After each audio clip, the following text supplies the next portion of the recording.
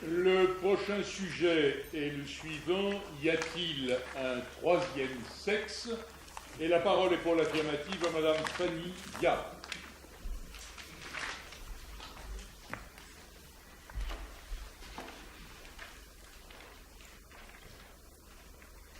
J'ai une annonce à faire. J'ai appris qu'on entendait soutenir que le troisième sexe n'existe pas. C'est ce qu'on vient prétendre aujourd'hui devant vous, et je ne suis pas d'accord. Alors nous pourrions imaginer un atelier pratique. Avant que je vous parle, chacun d'entre nous devrait baisser son pantalon. Je compte jusqu'à 3. Nous allons vérifier, on va voir. Avec les yeux, promis. Un peu comme à l'échographie du 3e mois, quand on plisse les yeux sur l'écran en cherchant le petit bout qui dépasse. Ah non, c'est un pied. Avant de finalement abandonner, alors on se laisse aller au verdict final, les yeux rivés sur la sage-femme qui hésite. Elle sent le poids de l'annonce et mesure l'impatience des futurs parents qui ont déjà un prénom tout trouvé et qui attendent de savoir s'il faudra peindre en bleu pastel ou en rose poudré la chambre du bébé, la remplir de voitures ou de poupées. Les futurs parents ne sauront pas ce jour-là si d'une fille ou d'un garçon ils devront s'occuper. Ils se rassurent, après tout, gris clair, c'est pas mal. Et puis, finalement, quelle importance, une fille ou un garçon? L'enfant s'appelle Frédéric et a tout juste 30 ans. Elle habite un immeuble haussmannien au 42 rue Étienne Marcel et ce jour-là, comme souvent, elle est en retard. Pas question de tarder. Elle enlève sa chemise de nuit en soie qu'elle dépose négligemment sur le sol avant d'entrer sous la douche. Les gouttes tombent sur son corps en fines perles. Frédéric réfléchit à sa journée. Elle s'interroge aussi sur ce qu'elle va bien pouvoir porter. Tout a une importance. Frédéric est accessoiriste chez Jean-Paul Gaultier.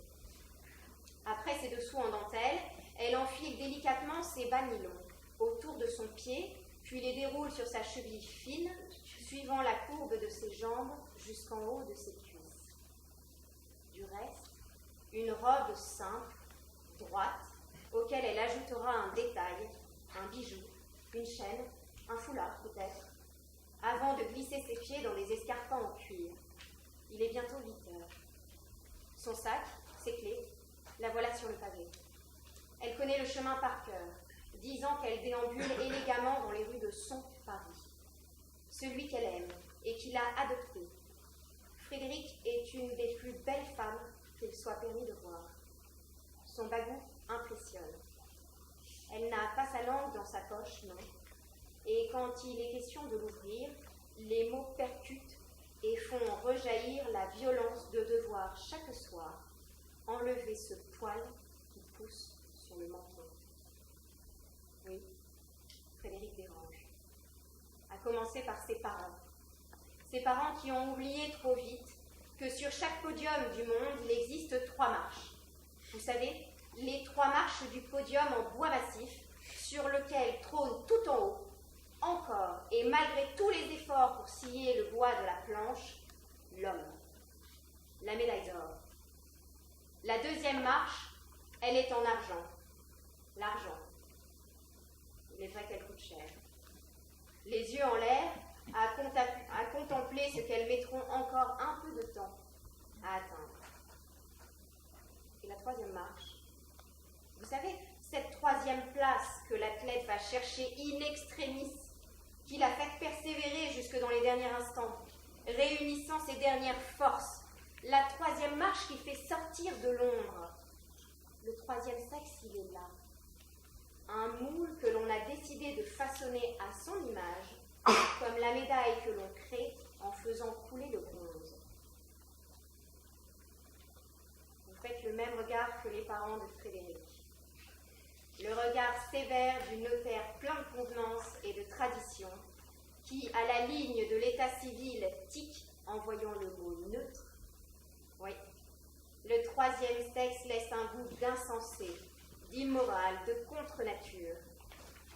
Mais nous y connaissons quoi à la nature?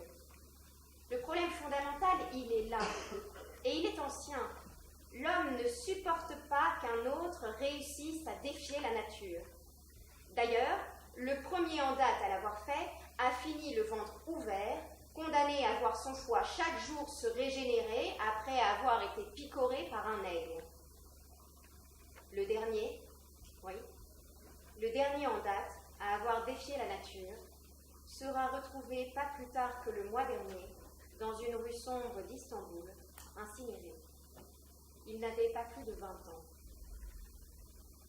Le troisième sexe existe, mais il est rejeté, même dans les plus beaux métiers. La première femme transsexuelle à avoir prêté serment s'appelle Maude Marin. Souvenez-vous-en, c'était ici même. Aucun de nos confrères n'a accepté d'attester de sa bonne moralité pour qu'elle puisse prêter serment, à l'exception d'une sœur, Simone Veil. Elle n'est pas restée très longtemps inscrite et fut radiée rapidement. Les motifs ? Atteinte aux bonnes mœurs. Aujourd'hui, elle, la première femme transsexuelle à avoir prêté serment en France, c'est pas rien quand même, cherche à entrer dans la magistrature et se voit opposer le nombre d'années d'activité pas suffisamment nombreuses au goût de l'École nationale de la magistrature pour lui permettre d'accéder au troisième concours. En réalité, elle les a largement, mais nous refusons de prendre en compte les années d'activité de monsieur, estimant que seules les années de madame doivent être calculées pour savoir si elle est ou non admissible à ce concours. Ça va durer longtemps, ce petit jeu. Combien de temps on va se cacher derrière son doigt ? Le troisième sexe, monsieur le représentant, monsieur le bâtonnier, mesdames, messieurs les secrétaires, mesdames, messieurs, c'est le sexe de l'injustice. C'est le sexe du combat aussi, contre la bienséance, contre les bonnes mœurs, contre les préjugés, pour nos frères, nos sœurs, pour Frédéric, la première femme pour qui j'ai plaidé, pour Maude aussi, qui ne pourra jamais nous juger. Oui, vous avez bien fait de ne pas baisser votre pantalon. Gardez-le bien haut, pas trop non plus. Vous avez bien raison. Ce qui compte, ce n'est pas ce qu'il y a dedans.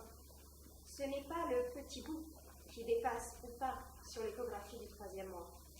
Ce qui compte, c'est là.